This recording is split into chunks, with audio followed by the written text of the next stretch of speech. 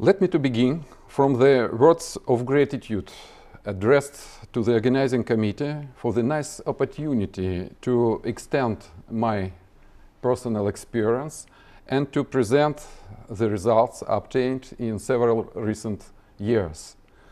The title of my talk is on this slide, where you can see also the corresponding references.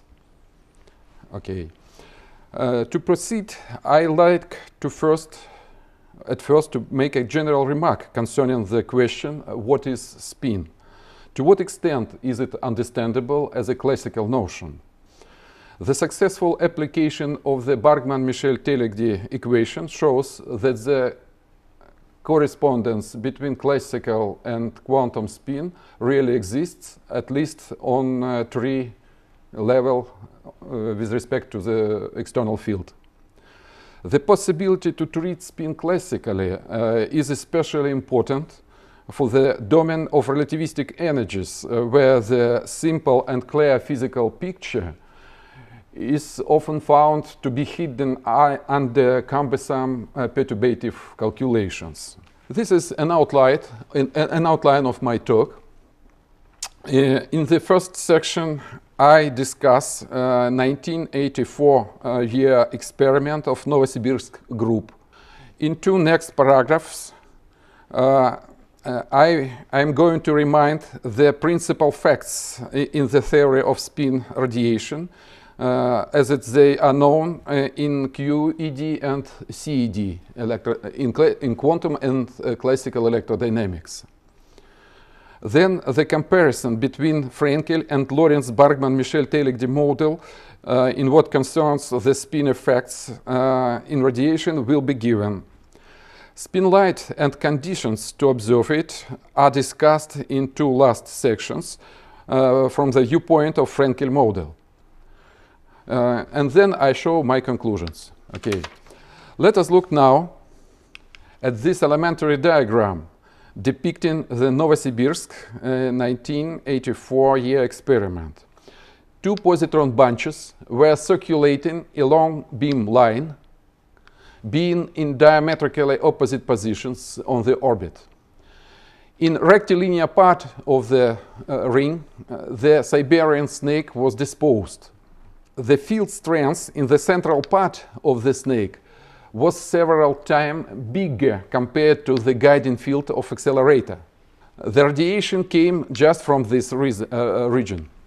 At the beginning, the bunches were circulating during the time sufficient for the being polarized due to Sokolov-Ternov effect. That time, the snake could be active or inactive. Then the depolarizer was switched on for the short time, and the polarization of the first bunch here deleted.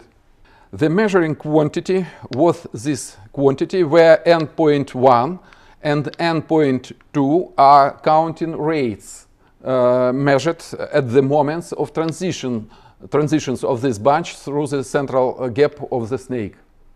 This is the graph 14 from the paper due to Belomestnych, Bandar and Yegorычev in Nuclear Instruments and Methods.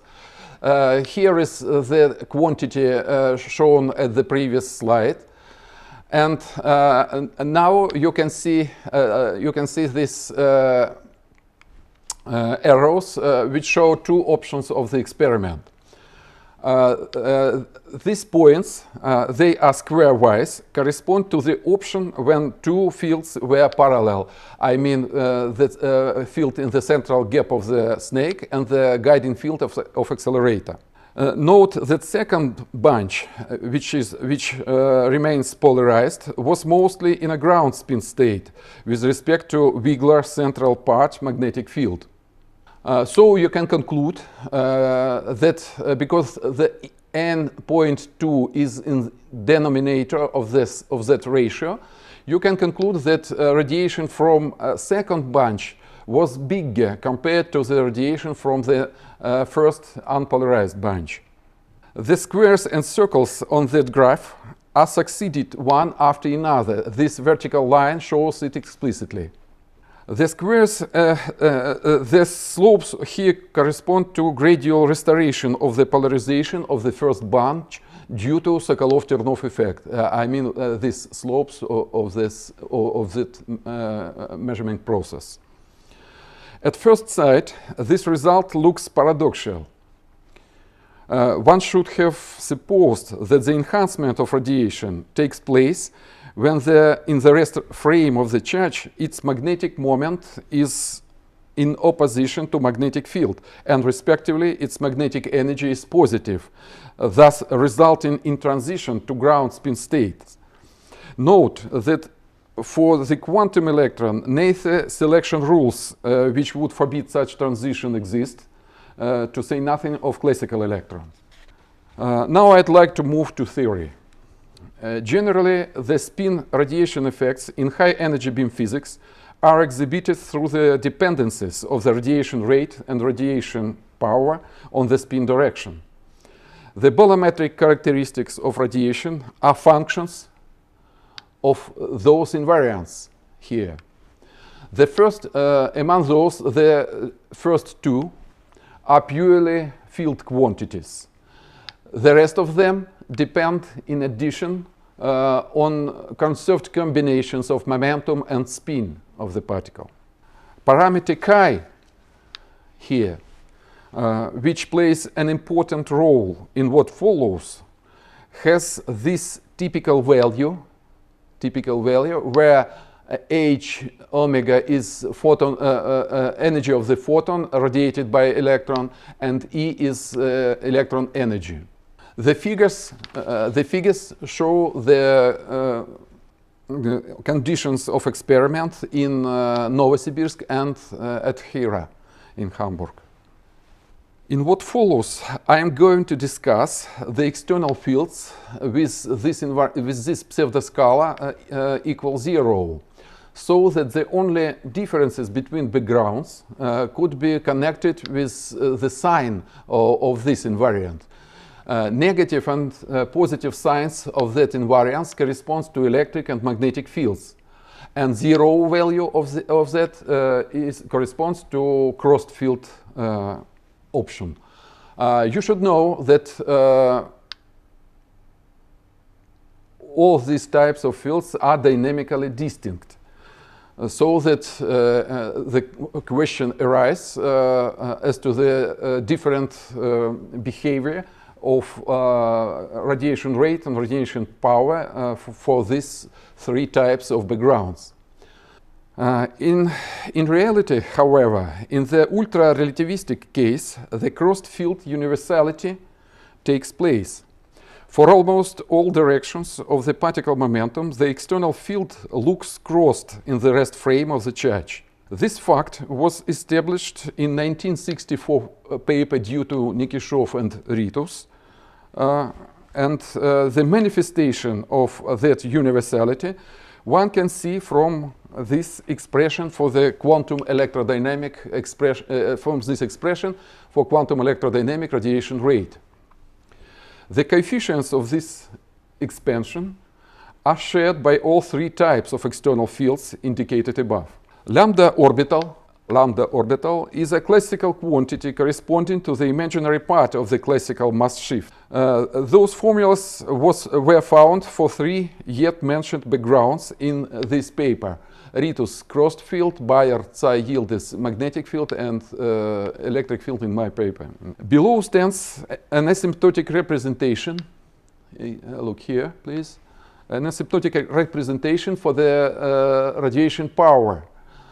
P orbital is also a textbook quantity, and spin dependence of that both are connected with invariant gamma tilde here and here. A question as to the physical interpretation of the measure that is linear in chi expressions in spin additions in lambda and p came to the focus of attention just after the Novosibirsk experiment on observation of spin light was carried out.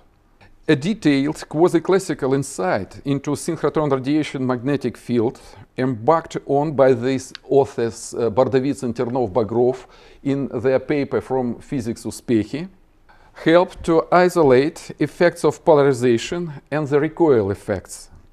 The authors also drew attention to the fact that linear spin term, I mean those unities here and here, they are precisely here also presented. These linear spin terms in PQED emerge due to the transitions not escorted by the spin flip.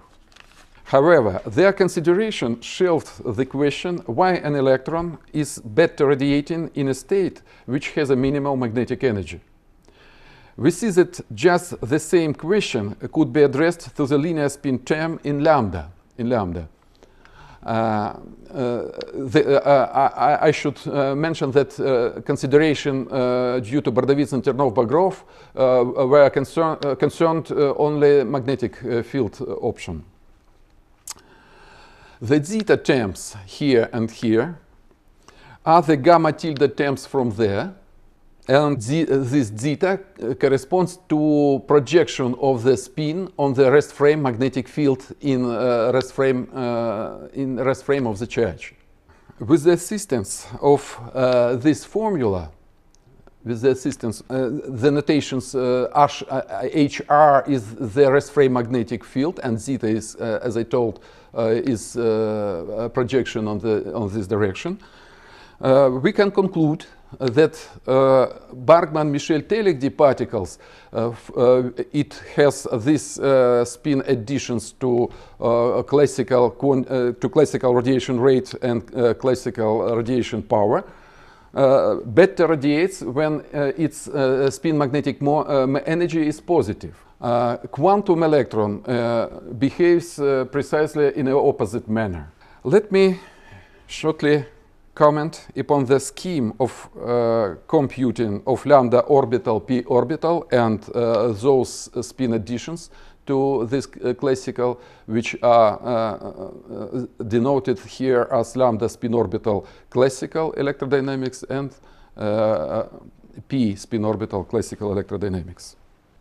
Well, this is Lorentz equation, and this is Bargmann-Michel-Telegdy equation. Two components of the full current contain orbital part and spin part.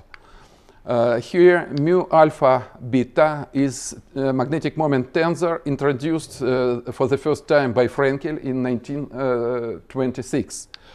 And 4 vector S is dual to this tensor. As to my knowledge, it was introduced for the first time in the paper of Igor Tam. Delta W is self-action addition to the particle action. Here D is green function of photon field, and G is full current. Here E radiated is radiated energy. It is directly expressed through the Fourier components of the full current.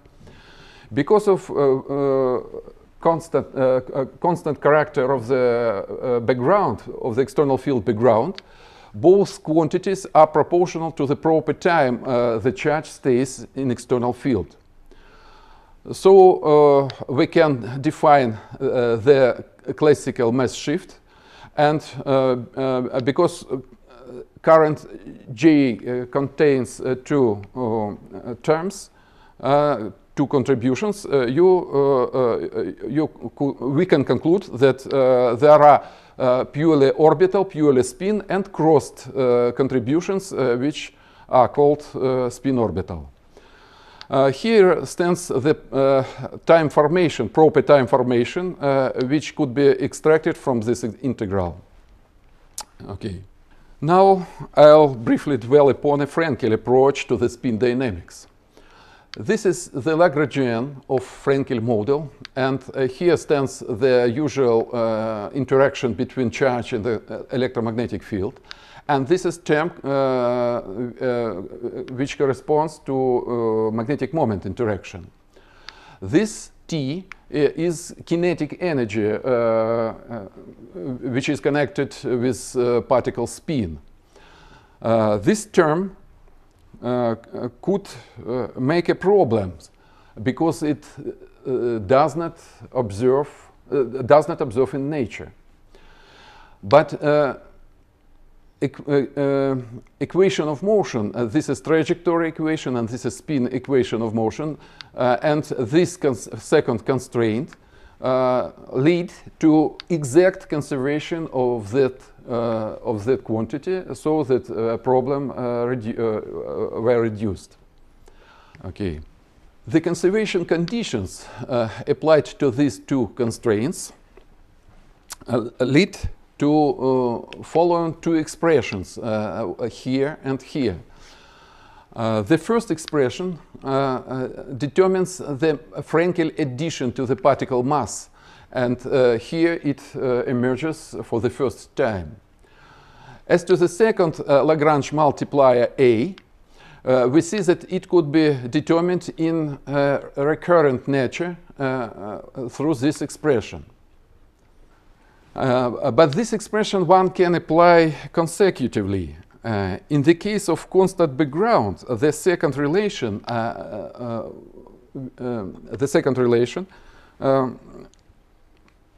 gives a perturbative series which precisely with precisely the parameter chi as a small parameter. Look here.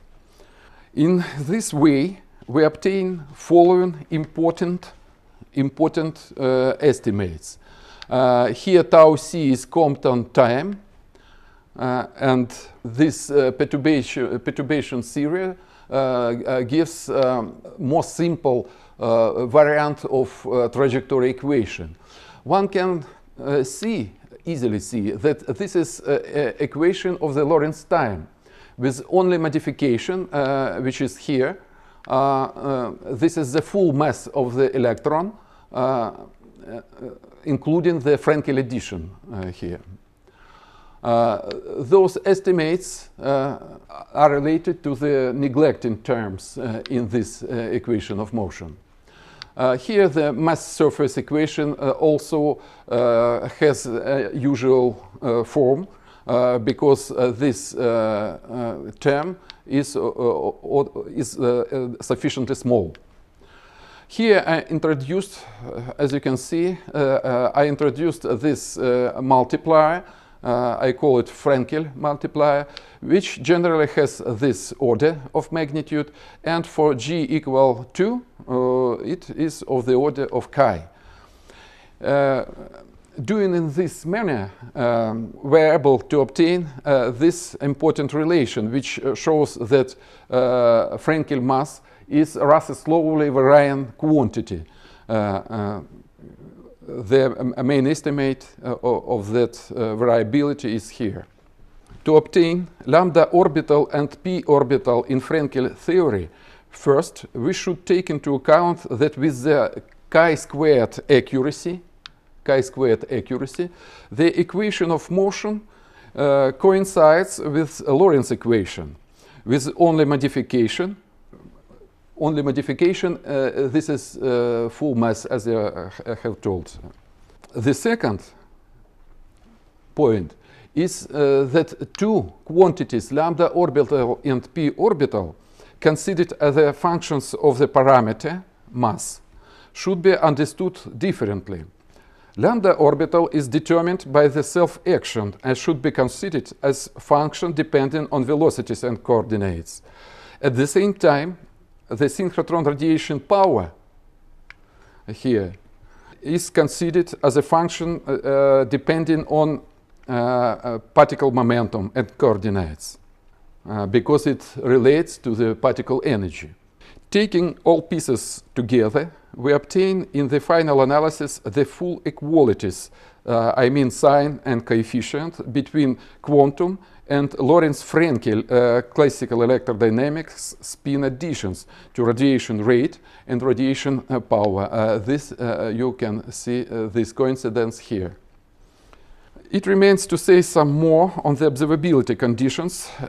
Because of limitations in time, I show the final answer only. To consider these quantities as canonical quantities, you should take into account the radiation loss of the energy. The conditions that this radiation loss is slow is here. This is a very well known condition. It presented in textbooks, and this is its compact form.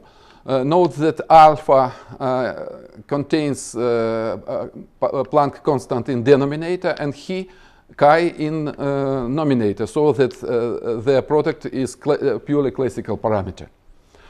In Novosibirsk experiment, this delta T formation time of the radiation was of this order, 10 minus 7 or 10 minus 6 seconds. Now these formulas present the relative variation of orbital lambda and orbital p due to radiation loss, and you can see this parameter again. And these two are specific for the Frankl model terms, terms specific for the Frankl model, and they emerge from the evolutionary change in Frankl mass. Because of estimate which I have shown on previous slide, this quantity is about of chi power 4. If we change the direction of spin, the relative variation of lambda and p would be of that order, and you can easily see that this variation is much greater than both these variations. From the classical point of view, this is the main conditions for observability of the spin light in Novosibirsk experiment. Then, at last, this is my conclusions. Thank you very much.